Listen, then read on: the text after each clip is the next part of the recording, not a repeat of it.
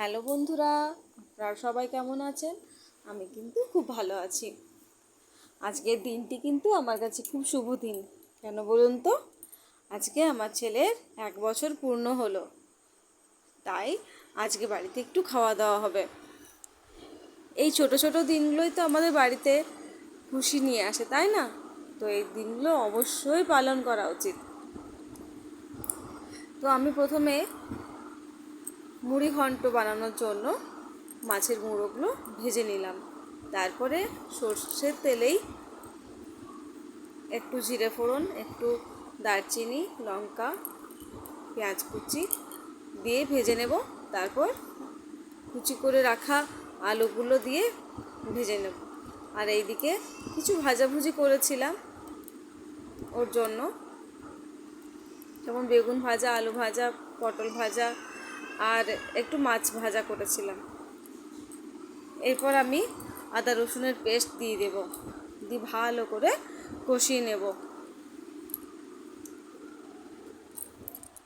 মুড়ি ঘন্ট কিন্তু আমার পছন্দের ডিশগুলোর মধ্যে একটি। এটি কিন্তু খুবই ভালো খেতে হয়। যারা যারা এখনও বানিয়ে ওঠেননি তারা অবশ্যই একবার বানিয়ে নেবেন। খেতে কিন্তু সত্যিই খুব ভালো হয়।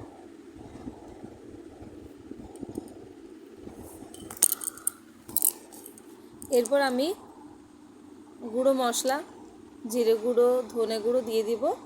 তারপর টমেটো কুচিগুলো দিয়ে দেব। এরপরে টমেটোগুলো যতক্ষণ নরম না হয় ততক্ষণ আমি ভাজবো। তারপর আগের থেকে ভিজিয়ে রাখা গোবিন্দভোগ চাল আমি দিয়ে দেব। গোবিন্দভোগ চালে য কাপ চাল লাগে তার ডবল জল লাগে। ভালো মতো চালগুলো মিশিয়ে নেব। এরপর আমি জলটাও দিয়ে দেব। আচ্ছা, আমার চ্যানেলটা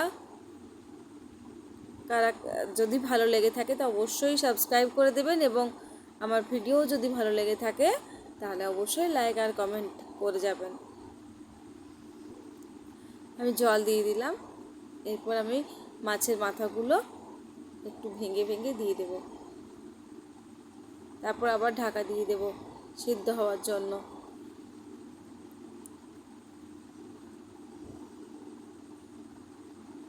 ব্যাস, এরপরে তো রেডি হয়ে গেল। দেখুন কি সুন্দর ঝুরঝুরে আমার মুড়ি ঘন্ট রেডি। এরপর উপর থেকে একটু ঘি আর একটু গরম মশলা দিয়ে দেব। তারপরে গরম গরম সার্ভ করব। ব্যাস, আপনারাও একবার বানিয়ে দেখবেন বাড়িতে। ধন্যবাদ। এবং আমার ছেলেকে আপনারা সবাই মিলে আশীর্বাদ করবেন, ও যেন খুব ভালো মানুষ হয়ে ওঠে।